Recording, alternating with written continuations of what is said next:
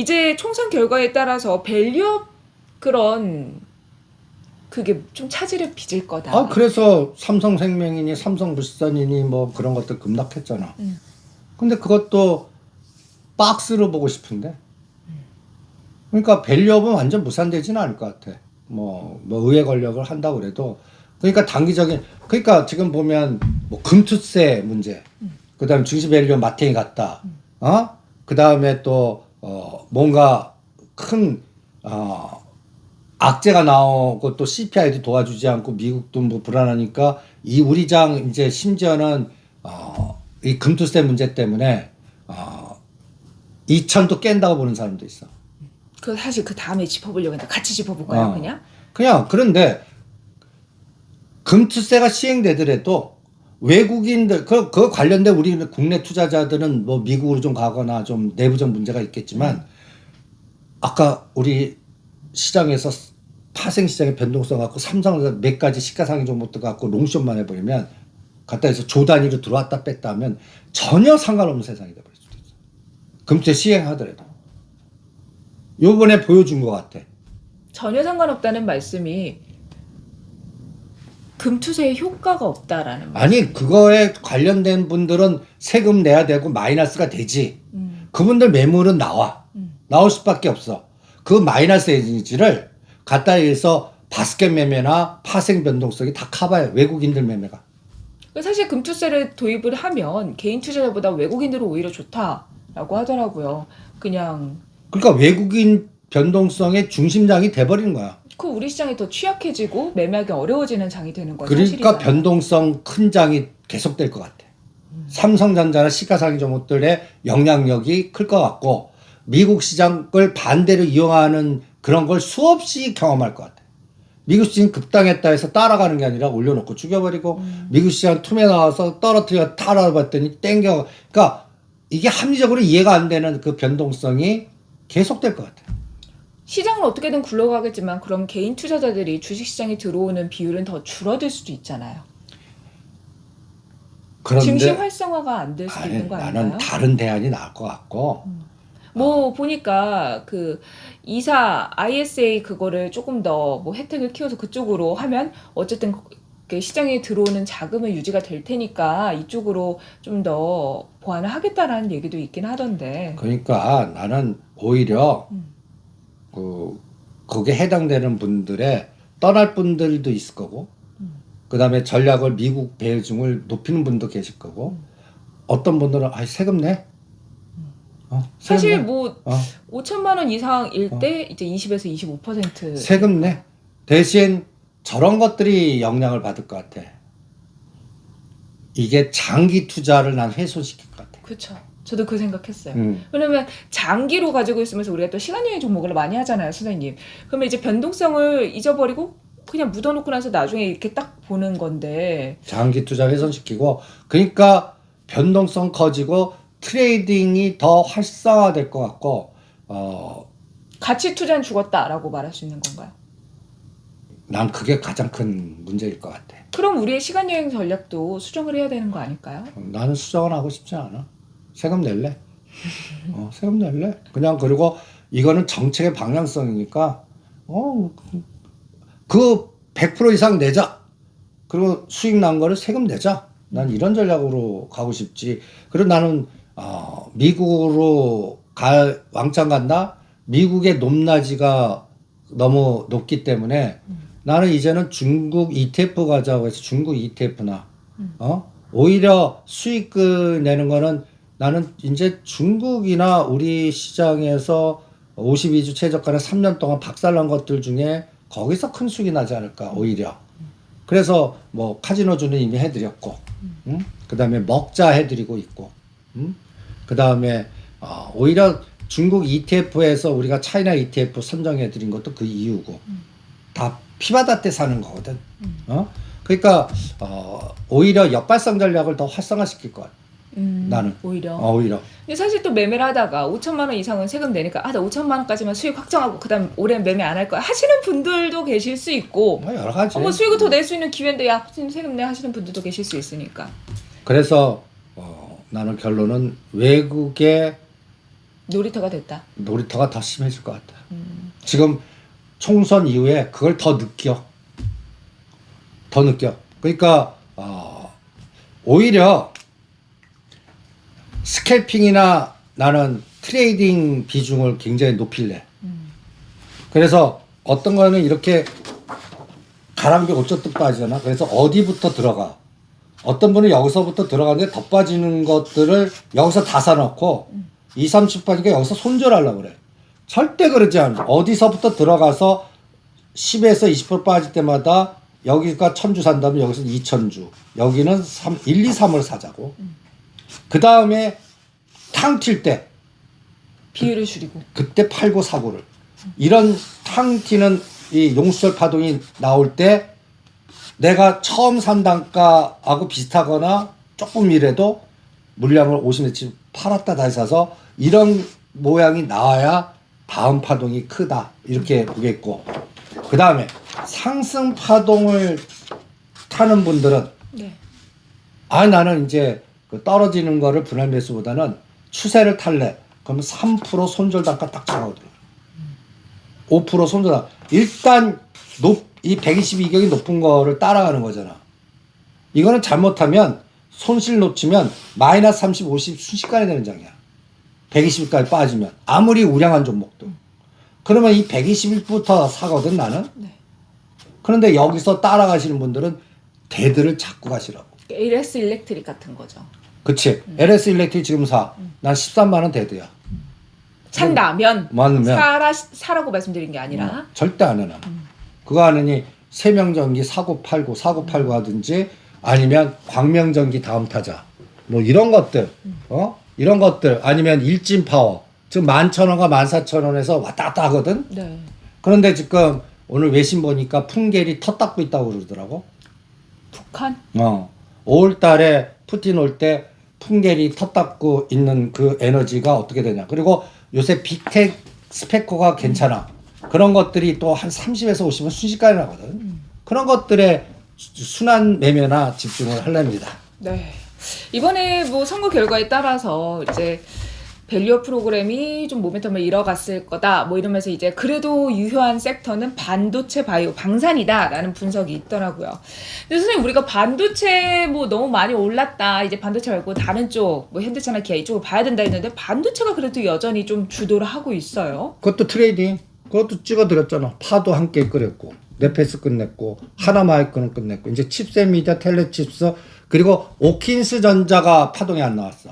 이렇게 아래 왜 안 나왔어요? 모르지. CXL은 다들 이게 뭐 유리기판이나 CXL은 매출가 꿈을 주고 그냥 트렌드 테마성이거든.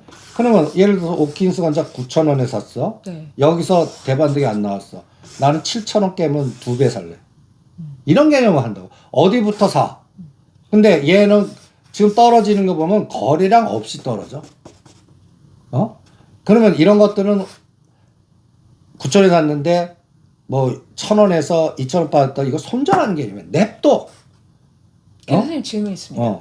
이제 어떤 종목은 하락했을 때 더 사도 되는 종목이 있고 더 사기 좀 그런 종목들이 있잖아요. 오킨스 전자는 더 사기 그런 종목이야. 더 사면 안 되는 종목? 아니 뭐 상단 폐지는 아니지만 한전기술은 떨어질 때보다 땡큐하고 더 사. KPS는 이거는 7,000원이나 9,000원이나 나는 그냥 똔똔 추가 투입 안 할래. 이게 3,000원대부터 시작했거든. 이게 5,000원까지도 빠질 수 있는 기업이야. 실적이 뒷받침 꿈 갖고 하는 거니까. 근데 5,000원까지 가면 또 10,000원이나 15,000원까지도 만들 수 있는 기업이야. 변동이 끔찍하게 클 거라고. 그러니까 이거를 1차 매수, 2차 매수의 진폭을 크게 잡아. 이런 것들은 한전기술은 10에서 20%에서는 추가 매수하지만 이런 것들은 20에서 30% 빠져야 추가 매수. 그러니까 9,000원 따라면 나는 7,000원 깨야 추가 매수. 그리고 7,000원까지 빠졌어. 그럼 10,000원대 올 때 반 때릴 거야. 근데 8, 9,000원에서 돌리면 9,000원이 나올 때 요건 12,000원 오면 때릴 거야. 오키스 전자? 목표만 조절하는 거야. 그렇게 전략을 짜서 대응을 해보고 싶습니다. 그 다음에 이제 하나마이크론을 34,000원 다 때렸어.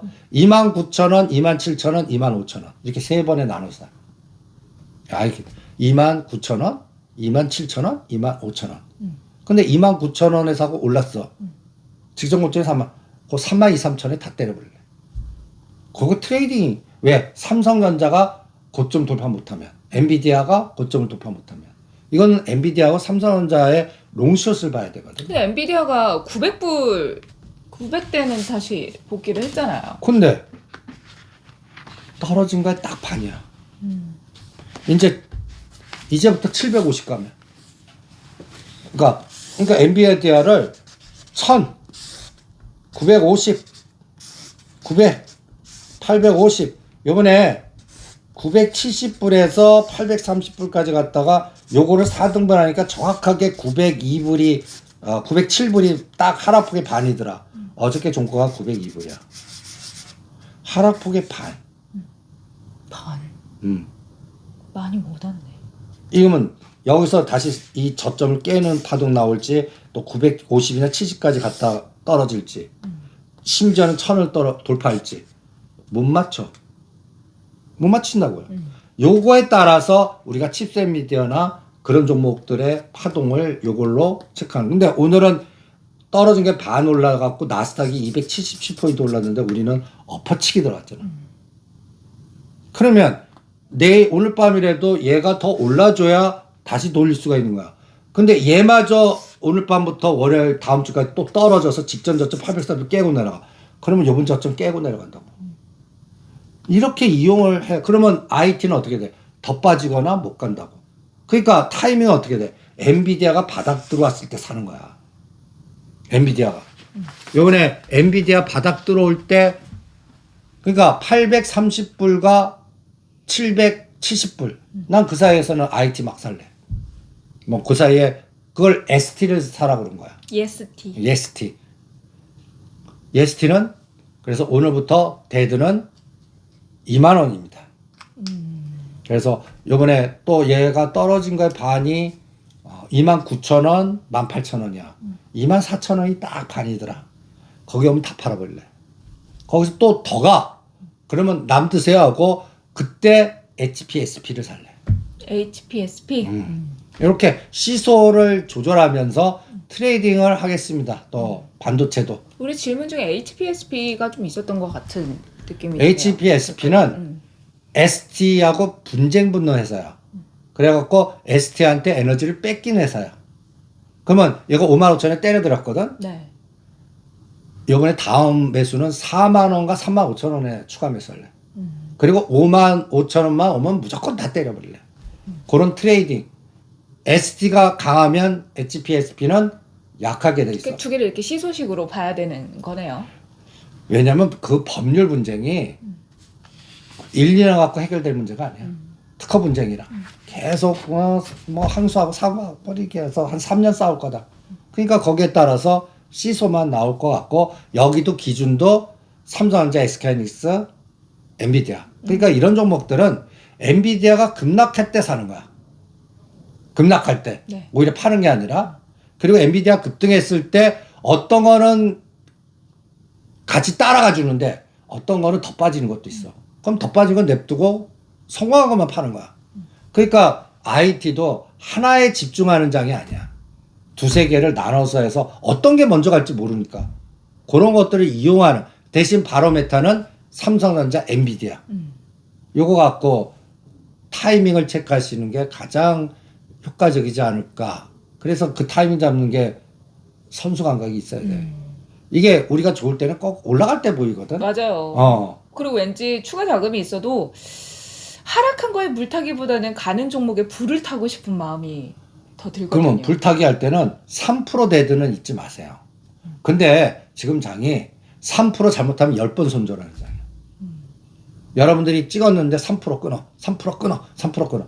이게 손실에 보이지 않는 누적이 끔찍해. 그래서 실력 없는 분들은 한 종목 갖고 1, 2, 3, 4 하는 게 최고나. 여기서 더 떨어져? 그러면 2배. 여기서 더 떨어져? 그러다가 한번 올라? 그럼 처음 거는 아직까지 마이너스인데 밑에서 한 게 플러스면 그거 팔았다가 다시. 이렇게 하나 갖고 조절하면 리스크를 오히려 줄일 수가 있어. 그런데 이게 요것도 사가다가 백화점 되면 이거 손절만 계속. 이러면 같은 섹터 내에서도 안 가는 거 철저히 안 가.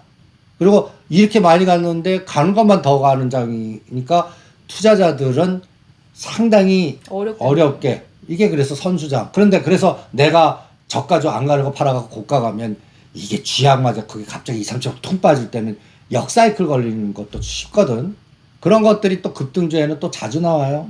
그러니까 여러분들이 자꾸 그 확률적인 빈도수가 가는 것만 자꾸 보여서 그렇지 지금 어떤 소부장 테마에서도 고점에서 20, 30% 급락한 것들이 허다해.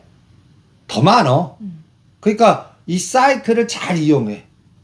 그거를 여러분들이 그래서 제가 선수장입니다. SD도 28,900원 흥분할 때 사신 분 중은 뭐야? 18,000원까지 빠졌다고. 우리 형님들. 28,900원이 18,000원이야. 이게 28,000원 돌파해서 다시 가면 모르는데 이게 6개월 동안 안 가고 왔다 갔다만 하냐. 그럼 노상 물려있는 상태로 지금 견뎌야 된다고. 지금 장이 여러분들이 만만한 장이 아닙니다.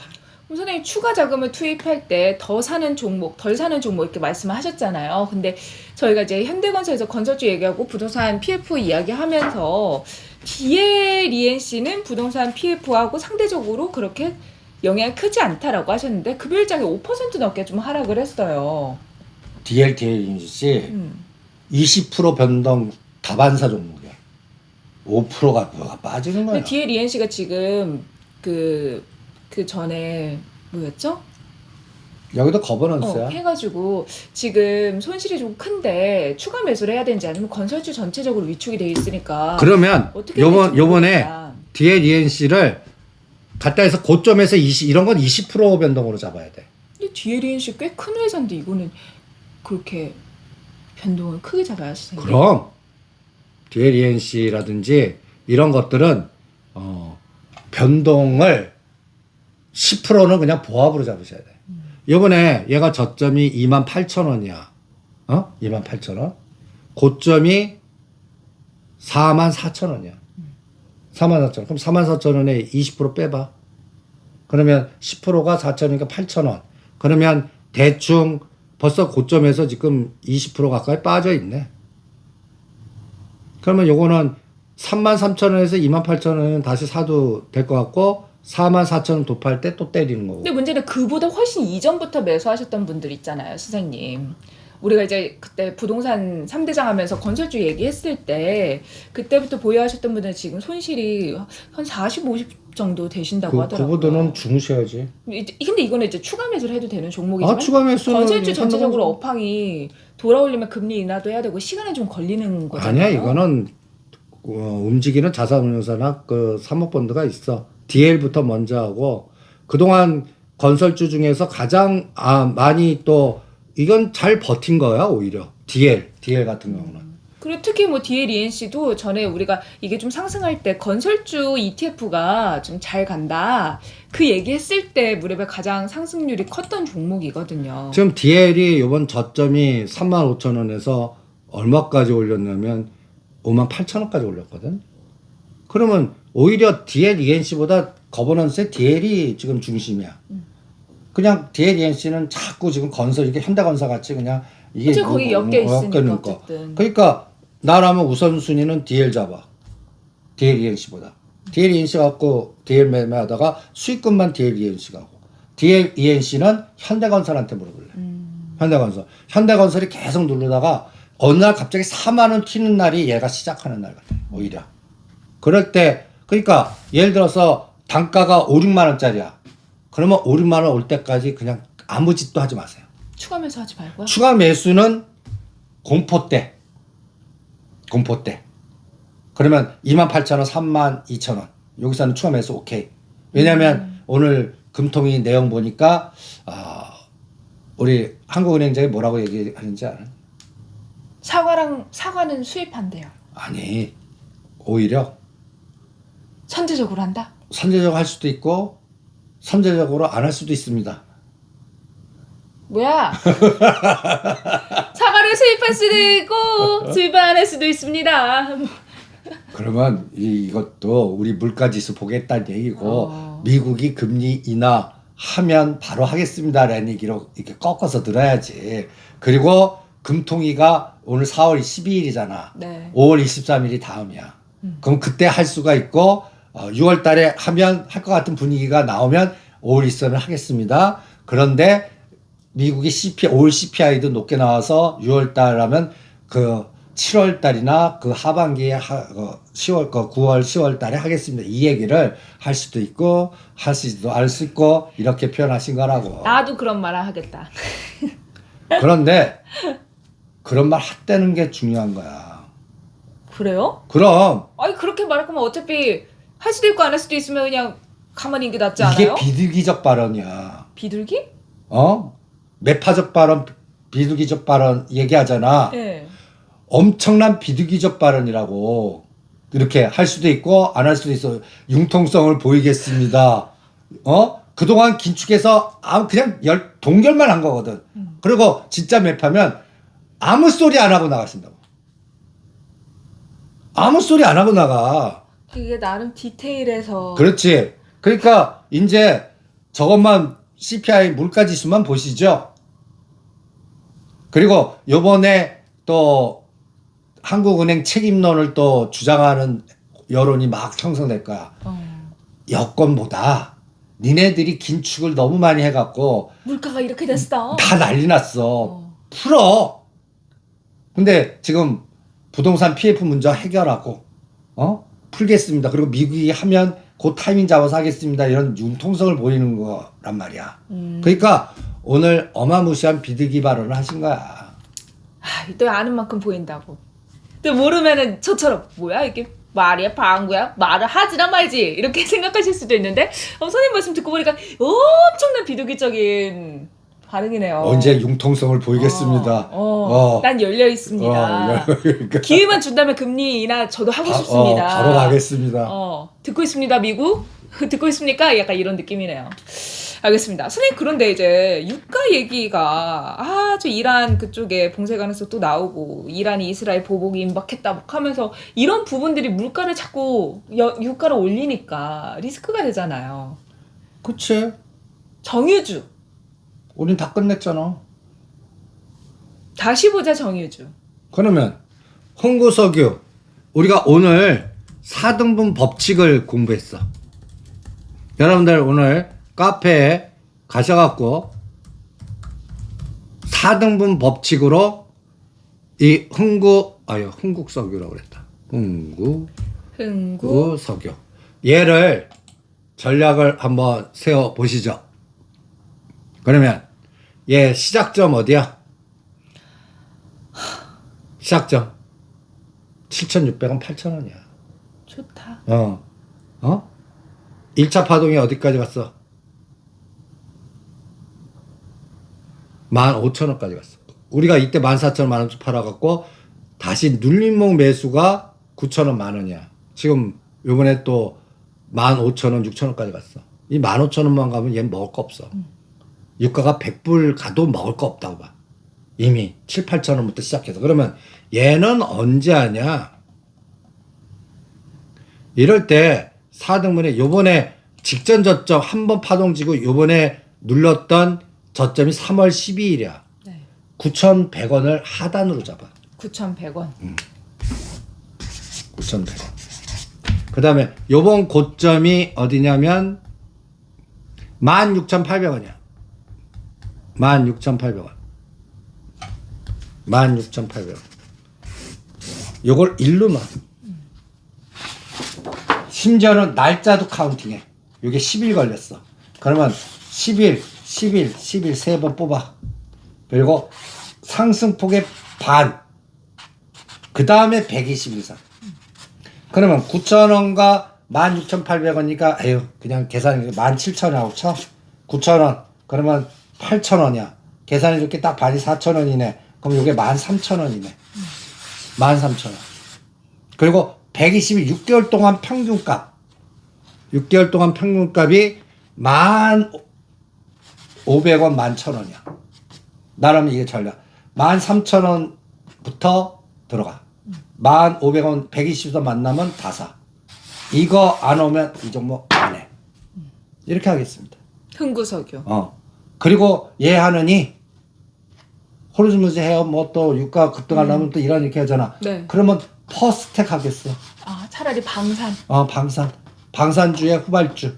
그럼 얘가 3명 정기 거, 얘 30에서 50% 순식간에 에너지 때 때리고 사고하겠어. 이 전략입니다. 그러니까 이거 두 번, 얘는 흥구석유는 지금 그래프 보시면 3번 해먹었어. 그럼 또 해먹을 가능성은 없지 않아요? 너무 많이 해먹은 거. 그래서 안 하잖아. 그래서 흥구석유 팔아갖고 흥하해요. 선생님, 근데 흥하해운이 최대 주주 지분 매각 소식 때문에 좀 떨어졌잖아요. 우리 4,000원대 팔으라고 했잖아. 그거 정부의 비대칭성으로 그 냄새가 나서 팔아드린 거야. 어? 그럼 흥하해운은 지금 흥구석유보다 괜찮지 않나요? 조금 더 하락을 아니 하면서 그러니까 하는 게? 그래서 오늘 친절하게 흥하해운의 4등분 기준서를 딱 자료에다 하나 만들어 드렸습니다. 아, 친절하게. 사이트 보세요. 아, 흥하해운. 흥하해운. 오히려 4,000원 판 거 내가 상승폭에 중심이 딱 올라가 3,200원이야. 그리고 25% 능선이 2,700~800원이야. 네. 요 안에서 사겠어.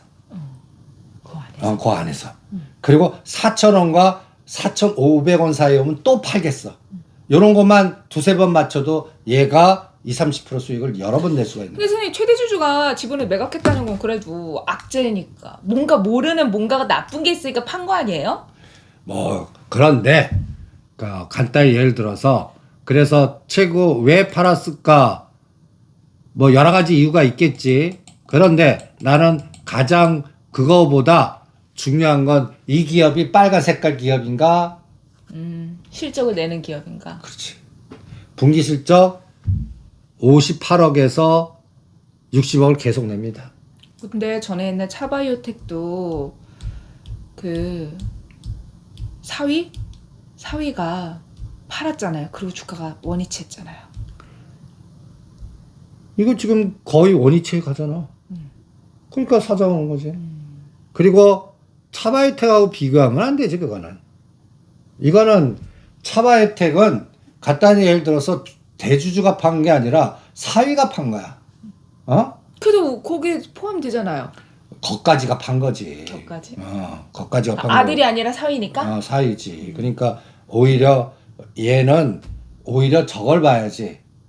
이란, 거기에 불확실성. 이스라엘 그리고 호르무즈 해협, 중동의 불확실성 나는 더 확산될 것 같거든. 언제까지? 더 큰 걸 7월달 나토 정상회담까지.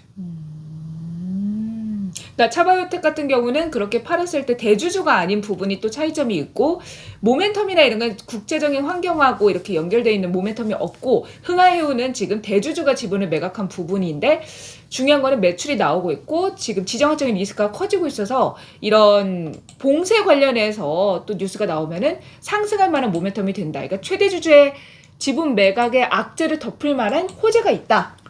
근데 최대 주주가 판다고 해갖고 다 팔지 않아요. 이게 악재인지 호재인지 모르죠. 그걸 잡아내지 말자고. 왜냐면 이거는 글로벌의 변수로 선택한 종목이고 그다음에 대주주가 이게 X인지 이거는 전자공시나 이런 것도 또 판다고 그래놓고 이게 뻥인지 실제 지금 돌았어? 확정됐어? 계약을 했어? 응? 대주 판다고 그랬는데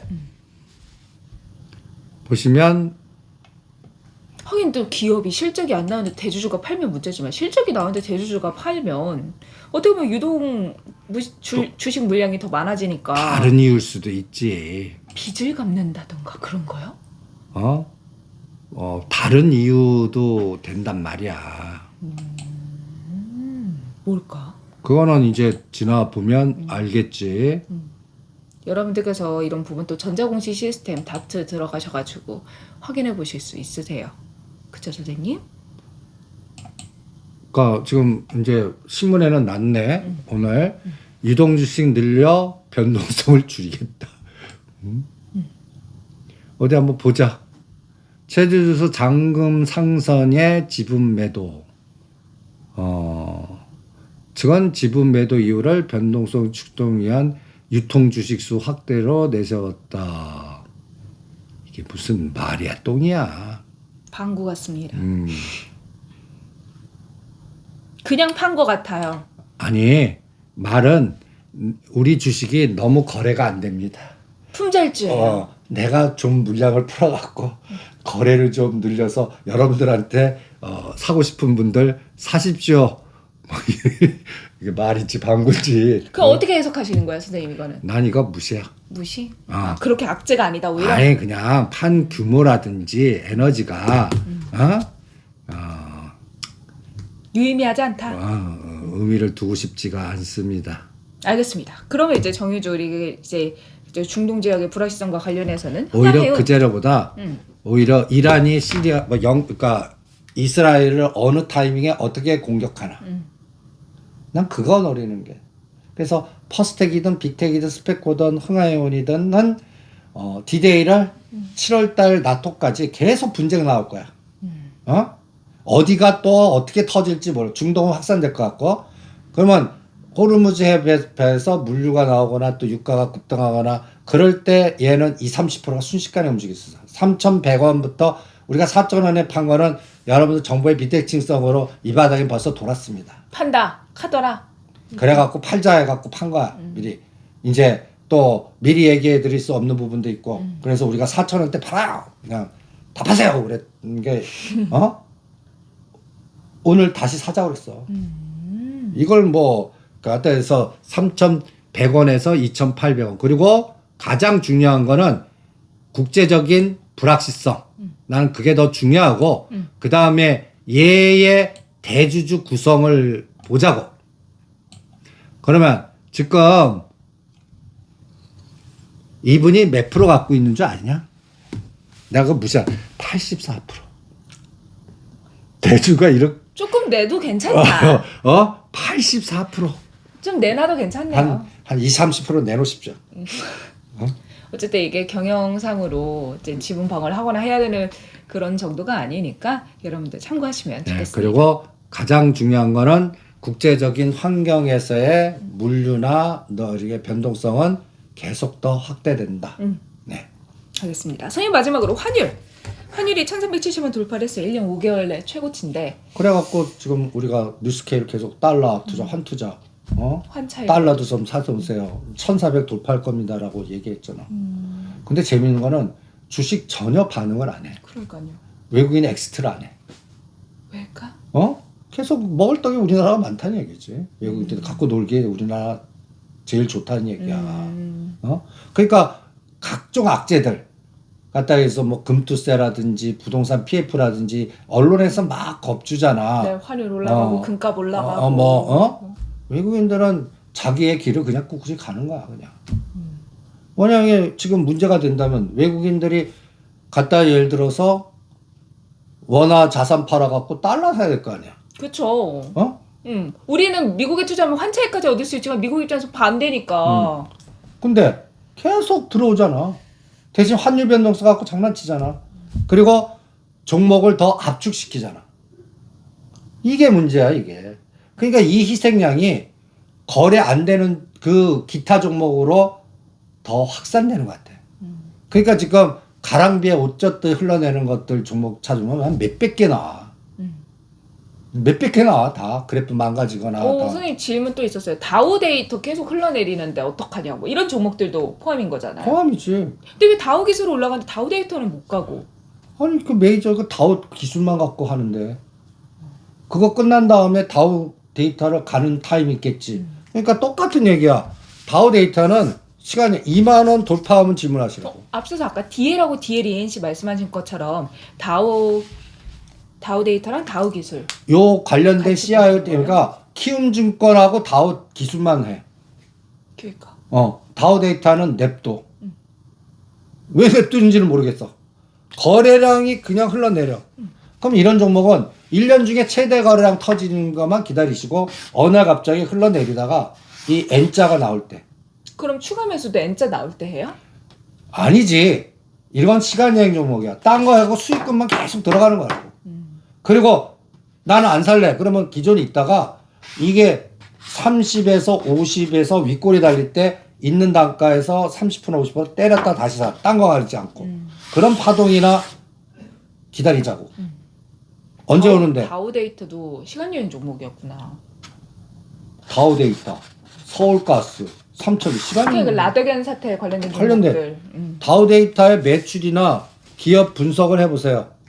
기업 가치는 어마무시하게 좋은 기업입니다. 괜히 다우데이터가 어디랑 매출 그걸 해가지고 뭐 뺏겼다 이런 기사를 본 게 같은데요? 신경 꺼.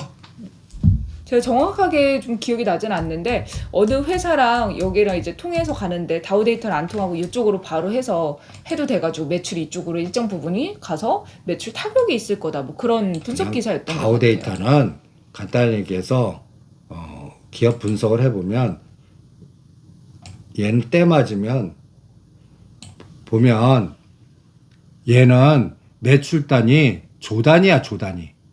응? 그리고 매출단이 거의 그 10조에 가까워. 그러니까 이거는 나는 대주주의 그 타이밍을 기다리고 있어. 대주주의 탐욕이 아니라 대주주의 타이밍. 지금 다우 기수 갖고 조사한 다음에 다우 데이터는 1년간 빠지다가 어느 일주일이나 한 달 만에 갑자기 이 수직으로 급등하는 그 때가 있을 거야. 그때를 기다려서 대응을 하시죠. 이 기업은 오히려 그러니까 이게 이제 소위 얘기한 가치주의 무덤이야. 이런 것들이 가치주의 무덤, 가치주의 무덤. 그런데 이런 것들은 때 기다리면 갑자기 그러니까 이런 것들은 안 보시는 게 상책이야. 쳐다보지 마세요. 그냥 참고 이게 시간여행 종목들은 3개월에 한 번씩만 확인하세요. 그리고 언제 확인하냐? 1년 중에 최대 거래량에 갑자기 상한가를 치거나, 갑자기 그냥 각도가 60도 되면서 대량 거래가 터지거나, 그럴 때나 관심 있어요.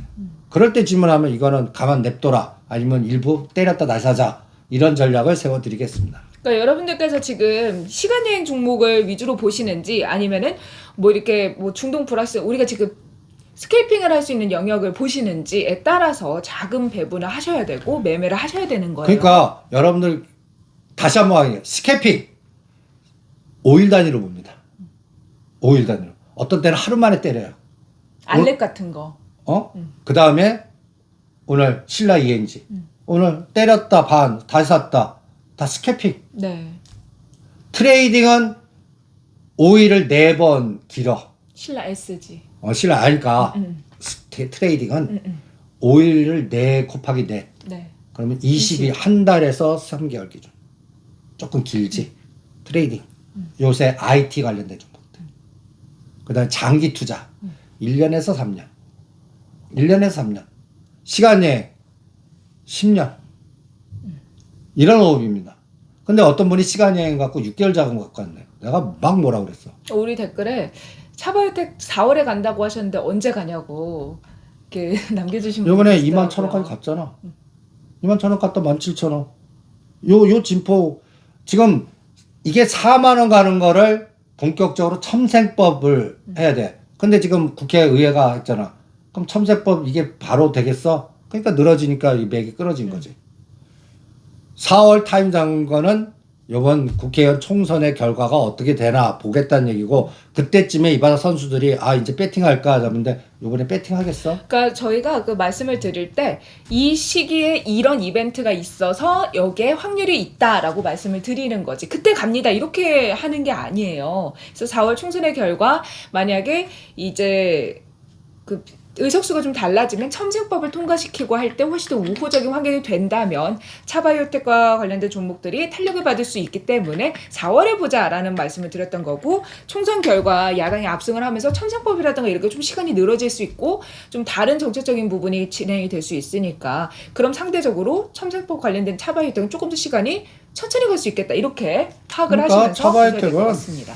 그냥 25,000원과 15,000원 사정도 하면 돼. 2만 원. 그러면 22,500원. 17,500원. 여기서만 왔다 갔다 할 겁니다. 그러면 트레이딩 하실 분들은 2만 원대 대수 잡고 일부 팔아갖고 17,000, 15,000원 다시 사는 거예요. 이게 몇 번 나오나 보다. 그러다가 어느 날 갑자기 2만 원이 지지되면서 2만 5천원 뚫을 때 시작이고. 요 타이밍은 이것을 핸들링하는 꾼들도 조절을 할 겁니다. 그 지금 제가 시장 조사에서 그나마 사모펀드와 관련된 종목으로 찍어드린 게 에브리버 다음 타자 같이 한 게 아지네스텍, 네오터. 이거는 언제만 건들지 몰라요. 대신 중심이 있어. 그러니까 타이밍을 조절하시라고요. 그러면 그거 끌기에는 아지네스텍은 분명히 또 로봇이나 또 나는 SDV 뭐 이런 거 같고 해먹을 것 같고 그 다음에 에브리봇이 다시 왔어. 지금요? 에브리봇 보시면 그동안 옆에도 가지마 4만원대 이상해서 여러분들 옆에도 가지마 했다면 에브리봇 보세요. 딱 우리가 좋아하는 121선 딱 왔지. 뒤풀이 한번 노려볼만 한 위치네요. 대신 이거 바닥 아니야. 3% 잡고 가야 되는 거죠. 아니 아니요. 나는 1, 2, 3으로 사. 1, 2, 3. 그동안 사지마. 이게 이제 9,000원, 12,000원에 배팅한 거. 이거는 또 저희가 시장 조사해 갖고 해드렸던 겁니다. 최근에 네오터, 아지네스타 비슷하게. 이때 아지네스텍을 같이 사더라고. 같이 사서. 근데 아지네스텍은 아직 작고 얘는 한 게임 끝난 것 같고. 그래서 5만원짜리가 지금 반토막이 돼 있습니다. 21,000원. 그럼 나는 어떻게 하냐.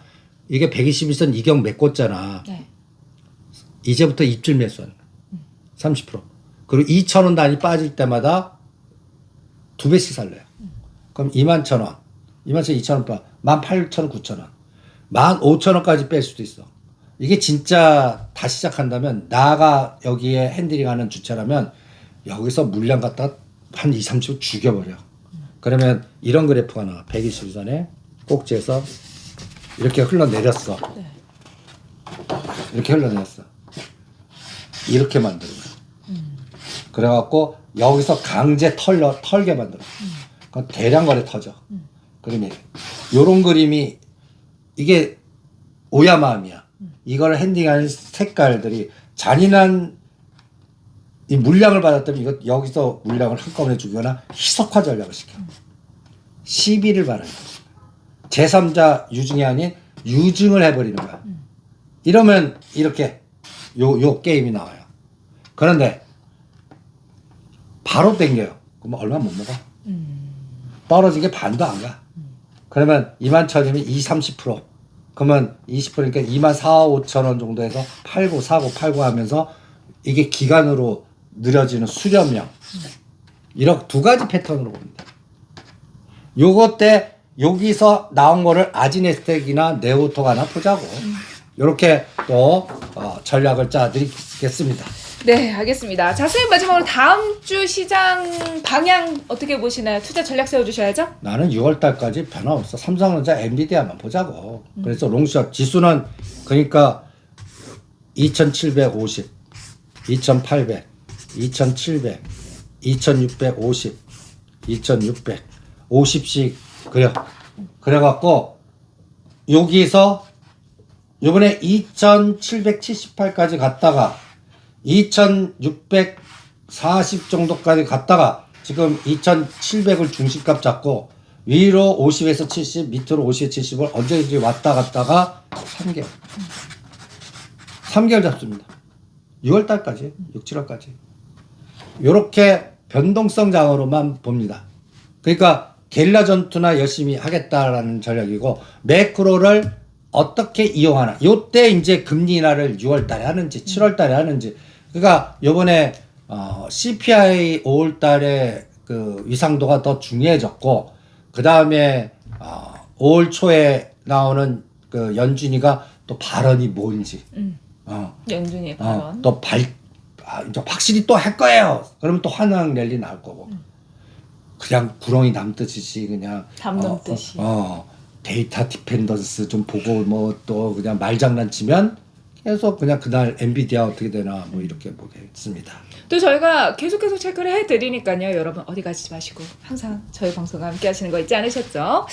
자, 오늘 저희가 준비한 내용 여기까지입니다. 아무래도 총선 이후에 상황이 변하다 보니까 여러분들께서 궁금하신 부분이 많으실 것 같아서 오늘 좀 자세하게 세세하게 좀 짚어드렸어요. 그러니까 해당 부분 참고해 주시고 마지막으로 하나오션 그래 하는 것은 아까 하려다 까먹었어요, 어. 선생님. 28,000원 대드 잡고 3만 원 넘으면 파는데 이게 이제 상승 종목도 우리가 3만 원에 팔자고 했는데 3만 원 안 오고 29,900원 찍고 다시 25,000원 올 수도 있잖아. 대드 잡자고. 오늘부터 대드 28,000원. 그러면 28,000원 깨 나는 50% 무조건 때려. 근데 여기서 500원 1,000원 뺐다가 28,000원 다시 사. 그럴래요. 그런데 28,000원 파는 게 25,000원 오면 이건 잘했다 하고 또 적셔 살래요. 그런데 안 깨. 그러면 29,500원 때 29,000원 대드. 3만 원 넘을 때는 무조건 반 팔고 나머지는 3만 원 대드. 이렇게 잡고 할래요. 그래서 3만 원 깨. 그럼 나머지도 다 팔아버려요. 그래서 25,000원과 3만 원에서 지그재그인지. 요것도 이란, 이스라엘, 노이즈.